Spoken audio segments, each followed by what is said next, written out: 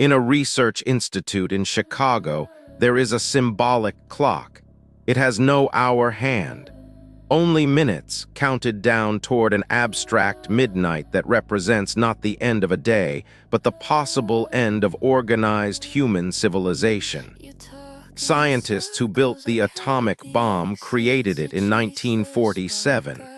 They understood better than anyone alive exactly what they had made. The Bulletin of the Atomic Scientists was founded by people who worked on the Manhattan Project. They had watched the first nuclear detonation at Trinity in 1945. They had seen the photographs from Hiroshima. They understood that the weapon they built was not an ending.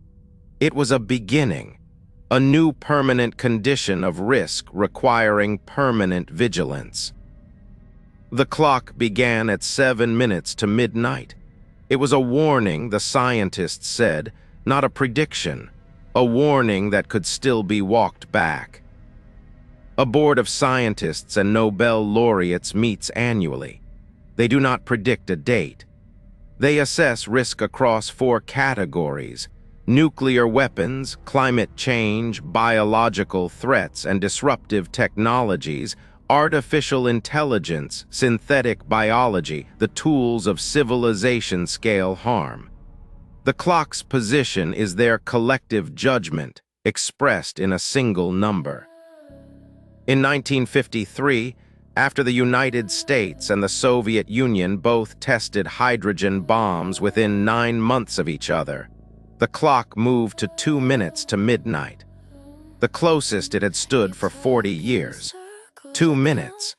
The language of imminent catastrophe, chosen deliberately to communicate that the margin between normal life and total collapse was smaller than most people knew.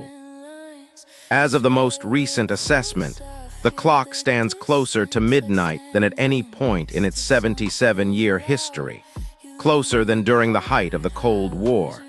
Scientists cite compounding risks. The war in Ukraine raised the probability of nuclear use for the first time in decades.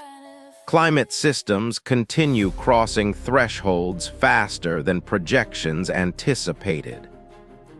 Artificial intelligence has introduced a new category of civilization-scale risk the founders of the Bulletin could not have imagined. Nuclear risk did not disappear when the Cold War ended. It multiplied. 9 nations now hold nuclear weapons. Arms control treaties that reduced arsenals for 30 years have lapsed or been withdrawn. The number of warheads is falling, but the number of actors with nuclear capability is rising.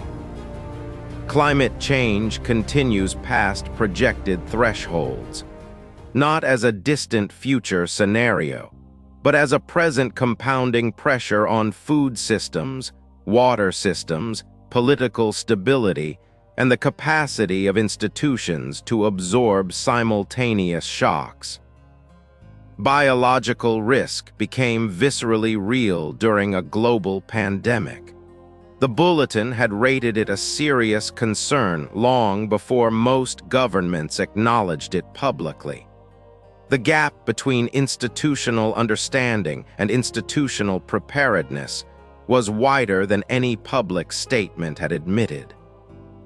Artificial intelligence represents a category of risk that did not exist when the clock was built, not because it is inherently catastrophic, but because its integration into governance, infrastructure, and military decision-making is outpacing the frameworks of accountability that normally govern new technology.